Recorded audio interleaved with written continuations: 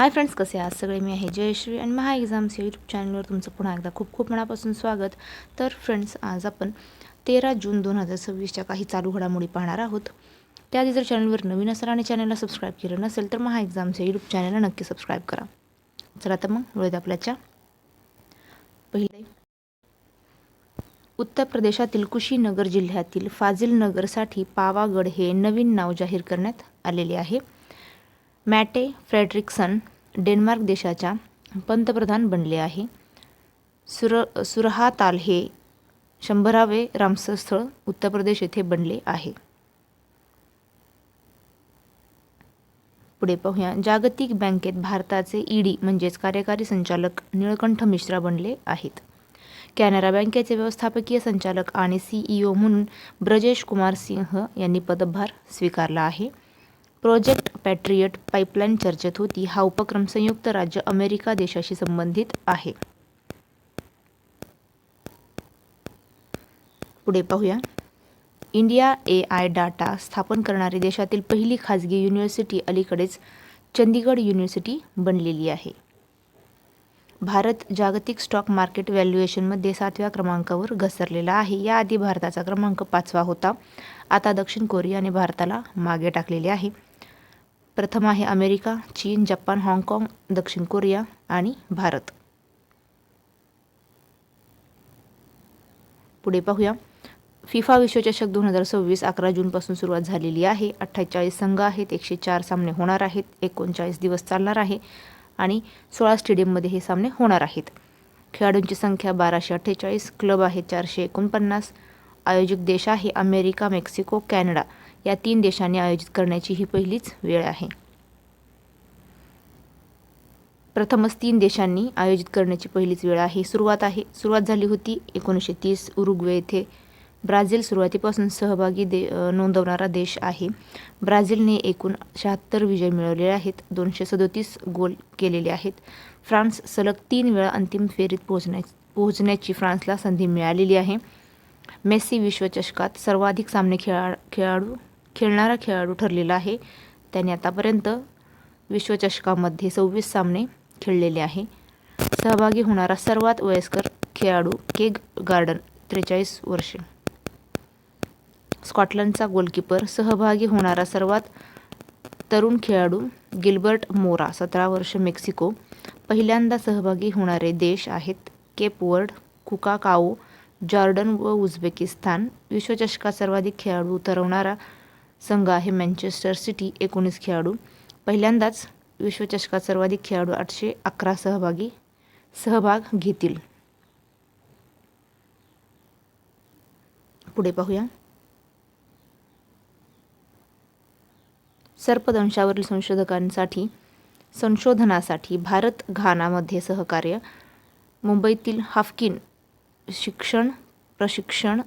संशोधन व चाचणी संस्था आहे. घाना सरकारच्या centre for plant medicine research यांच्यामध्ये सहकार्य. परळी येथे हाफकिन संस्थेच्या मुख्यालयात बैठक झाली. हाफकिन संस्थेचे संचालक डॉक्टर सुवर्णा खरात ह्या आहेत. हाफकिन प्रशिक्षण संशोधन व चाचणी संस्था म्हणजेच HITRT. स्थापना 10 ऑगस्ट 1899. स्थळ ठिकाण परळी, मुंबई. सुरुवातीला नाव होते बॉम्बे बॅक्टेरियोलॉजिकल लॅबोरेटरी.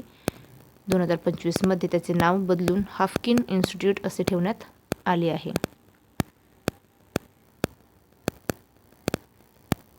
पुढे पाहूया.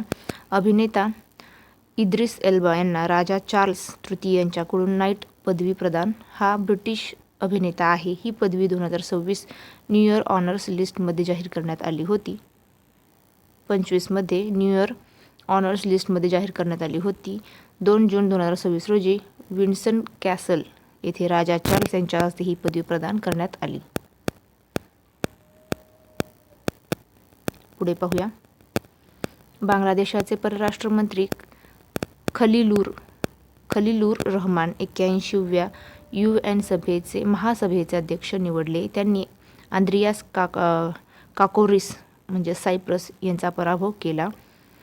99-100 असा पराभव केला. ते जर्मनीच्या माजी परराष्ट्र मंत्री अनालिया बेअरबॉक यांची जागा घेतील. बांगलादेश प्रथमच युनो महासभेच्या अध्यक्षपदी निवडला गेला आहे. संयुक्त राष्ट्रसंघाचे मुख्य निर्णय घेणारी संस्था आहे. दरवर्षी सप्टेंबर महिन्यात तिची बैठक होते. अध्यक्ष हे एका वर्षासाठी निवडले जातात आणि ते महासभेच्या कामकाजाचे नेतृत्वही करतात. पुढे पाहूया. DRDO व भारत वायुसेनेने रुद्रा M2 मिसाईलचे यशस्वी चाचणी 2 जून 2026 रोजी केली. एअर टू सरफेस मिसाईलचे यशस्वी उड्डाण प्रशिक्षण केले. सुखोई Su-30 MKI लढाऊ विमानावरून चाचणी केलेली आहे. ठिकाण ओडिशा किनाऱ्याजवळील इंटिग्रेटेड टेस्ट रेंज चांदीपूर येथे. रुद्रा M2 मिसाईल ही अँटी रेडिएशन मिसाईल आहे. वेग मॅक 5.5 हायपरसॉनिक आहे. रेंज सुमारे 350 किलोमीटर.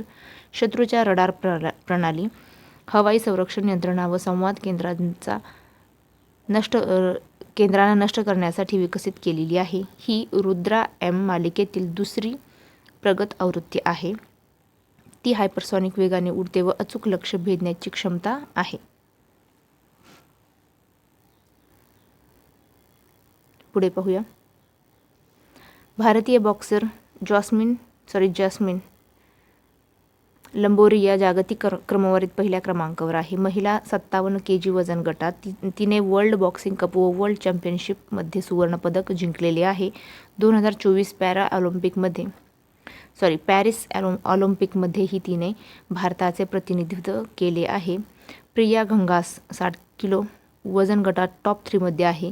विश्वनाथ सुरेश 50 kg वजन गटात टॉप 3 मध्ये स्थान मिळवलेले आहे. पुढे पाहूया. अमेरिका भारताचा सर्वात मोठा LPG पुरवठादार बनलेला आहे. आयातींपैकी 55% पुरवठा अमेरिकेने केलेला आहे. फेब्रुवारी 2026 हा वाटा 14% इतका होता. अमेरिकेकडून भारताला सुमारे 66,000 मॅट्रिक टन LPG आयात झाली. याआधी सौदी अरेबिया व इतर आखाती देश भारताचे मुख्य LPG पुरवठादार होते, पण युद्धामुळे अमेरिकेकडून आयात वाढली. पहिला क्रमांक अमेरिका, दुसऱ्या स्थानावर आहे इराण. पुढे पाहूया. पोर्तुगाल व ऑस्ट्रिया UN सुरक्षा परिषदेत निवडले गेले आहे. 3 जून 2026 रोजी UN जनरल असेंब्लीने 5 नवीन अस्थायी सदस्य निवडले आहे. हे दोन्ही देश म्हणजेच पोर्तुगाल व ऑस्ट्रिया देश 2027-28 या 2 वर्षाच्या कालावधीसाठी UN सुरक्षा परिषदेत बसणार आहे. कार्यकाळ 1 जानेवारी 2027 पासून सुरुवात होणार आहे. UN महासभेने एकूण 5 देश निवडले आहेत. त्यांची नावे पाहूया. पोर्तुगाल, ऑस्ट्रिया, तसेच त्रिनिदाद व टोबॅगो, झिम्बाब्वे, किर्गिस्तान. UNची स्थापना 1945 रोजी झाली.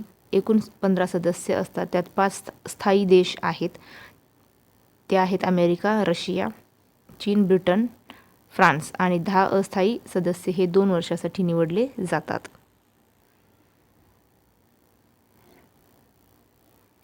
पुढे पाहूया. कोनो नॅशनल पार्कमध्ये दुर्मिळ कॅरॅकल दिसला. वैज्ञानिक नाव आहे कॅरॅकल. एक दुर्मिळ जंगली मांजर आहे. रात्री सक्रिय असणारे शिकारी मांजर आहे. याला डेझर्ट लिंक्स असेही म्हणतात. कानात तब्बल 20 वेगळे स्नायू असतात. हे आफ्रिका, मध्य आशिया, भारत, मध्य पूर्व देशात आढळतात. भारतात गुजरात, राजस्थान, मध्य प्रदेश येथे आढळतात. वन्यजीव कायदा 1972 मध्ये अनुसूची 1 नुसार अत्यंत धोक्यातील प्रजाती आहे. भारतात अंदाजे एकूण संख्या आहे 50 पेक्षाही कमी. 2000 पासून फक्त राजस्थान व गुजरातमध्ये दिसला होता. कोनो राष्ट्रीय उद्यान मध्य प्रदेशमध्ये आहे. 2018 मध्ये राष्ट्रीय उद्यानाचा दर्जा मिळालेला आहे. तर फ्रेंड्स, थांबूया इथेच. भेटूया पुढच्या व्हिडिओमध्ये. जय हिंद.